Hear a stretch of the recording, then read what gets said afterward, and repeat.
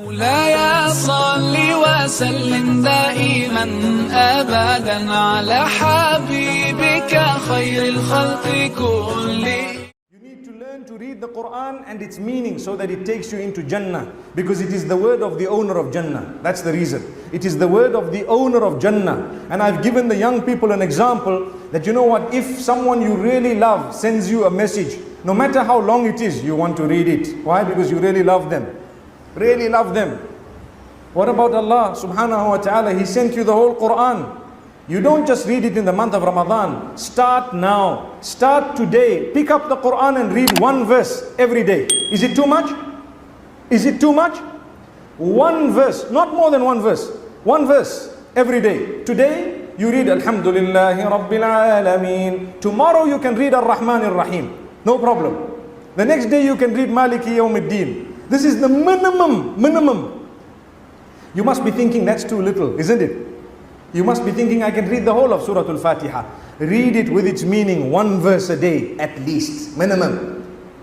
Put a marker. Wallahi, there will come a day when that Quran will bear witness for you, because the hadith says, إِنَّمَا الْأَعْمَالُ بِالنِّيَّاتِ وَإِنَّمَا لِكُلِّ امْرِئٍ مَّا نَوَى. All actions are judged by their underlying intentions. And every person shall be rewarded according to their intention. So if your intention was to complete the Quran and you were reading one verse a day, and you die after having read perhaps one chapter out of 114 chapters, you will still be rewarded as though you read the entire Quran, because of the consistency, the dedication and the intention. You follow? There are people in greater need than you are. You help them fulfill their need, and Allah will help you fulfill yours. When you give a poor person $1, you might be helping him build his dunya, but trust me, his dua will help you build your akhirah. Let me translate that into English. When you give a poor person $1, you might be helping him in terms of this worldly life, but his prayer for you will help you build your hereafter. That's what it is. May Allah subhanahu wa ta'ala accept our wealth. A person who doesn't give before Ramadan, what do they expect to do in the month of Ramadan? So let us start giving from now. Learn to be generous in order to lead by example, even a little bit every day, to start your day with a good deed, to read a dua or two. How many of us sit to eat together as a family? How many of us? Very few. And we say, no, Singapore, you know, life is very difficult, it's fast, we need to go to work early. No, you make the time to have at least one meal together. Start off with Bismillah, aloud. How simple it is. That's the minimum dua. Minimum dua is to say Bismillah. If you want, you can say it in English. Oh Allah, I thank you for the meal you've given me. I thank you for the food that you've blessed us with and the drink that you've granted us. Say it so your children know that every time my father or my mother eats or drinks, they thank Allah. So let me do the same. And they relate it to Allah. Oh Allah, it's you who has blessed us with this. Let us understand, it is the month of fasting, the month of discipline, the month of taqwa, the month of the Quran, the month of developing a link with Allah subhanahu wa ta'ala, the month of repentance, the month of making resolutions so that we can lead the rest of the 11 months of the year leading up to the next Ramadan in a way that will please Allah subhanahu wa ta'ala. You know, try it out. See the benefit you have. You fast, you arrive at a new level of spirituality. Believe me, trust me, it is just like Salatul Tahajjud. Tahajjud is the pre-Fajr prayer, which we always say, if you have not engaged in it, try it out at least a few times in your life. Come on, try it out. I'm sure we can be strong enough to do that. We can try it. So get up once a month and say, you know what, let me try Tahajjud. Do it, see what happens to you. I promise you, something will change in you permanently. You know that? Try it for the sake of Allah. Get up, put your clock only for Allah. And let's be honest, a lot of us look at Salah as a responsibility being a burden, rather than a responsibility being a gift that we should be honored to engage in. Like I always say, and I've said it from this seat as well in the past, my brothers and sisters, there is a difference between a person who fulfills salah because he has to do it, and another who fulfills it because he wants to fulfill it. Very big difference. You know, there comes a time when someone says, why are you reading your salah? And the person will say, because I have to, it's a duty. That's correct, the answer is not wrong. But there comes a time when a person wants to read that salah, they're looking forward, they know it's a duty, but they don't stop at that, they really want to. In that case, they will start working on the quality of the salah rather than the quantity. Because if you're doing it because you have to, you come in and you just down and up and down and up, and you finish your salah and you're out, you say Alhamdulillah, and you know we are done, Allahumma antas salam, and you walk out and everything is gone.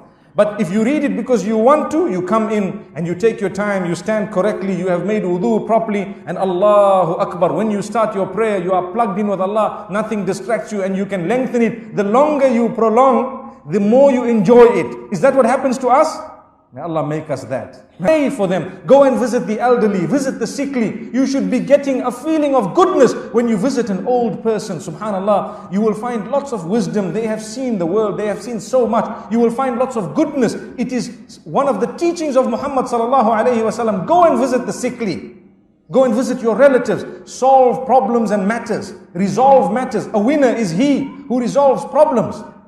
You have a family matter, a feud between the family. Try your best to solve it. Try and try hard. It's not going to be easy. But you will be known in the eyes of Allah as a person who tried his best to maintain family ties. لَيْسَ الْوَاصِلُ بِالْمُكَافِئِ إِنَّمَا الْوَاصِلُ الَّذِي مَنْ إِذَا قُطِعَ رَحِمُهُ وَصَلَاهَا. A person who is a maintainer of good family ties is not he who has a tit-for-tat relationship. You know what that means? They give me something, I give them something. They give me something, I give them something. Path of it. Subhanallah, it's wind that catches everyone, which means the generosity reaches everyone.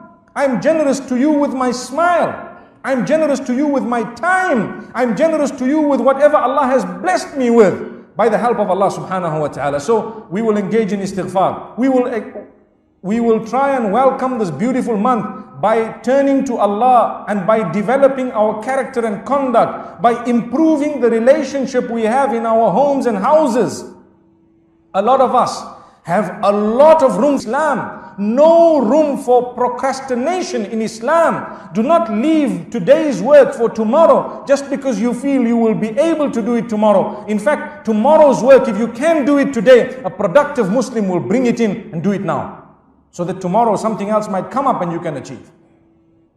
This is why we say, let's start benefiting for the month of Ramadan from now. For improvement with our relations with our own children, in our relations with our wives and our husbands perhaps. We have so much that needs to be done, but sometimes we couldn't be bothered. We are too busy doing some other things. Before you know it, life will be over. You know, nowadays, time is flying. That's just Muhammad sallallahu alayhi wa sallam has prophesied this. يَتَقَارَبُ الزَّمَانِ. One of the prophecies of towards the end of the time. Time will begin to fly. It will be crumpled. Crumpled meaning a month will pass as though it was just a day. Honestly.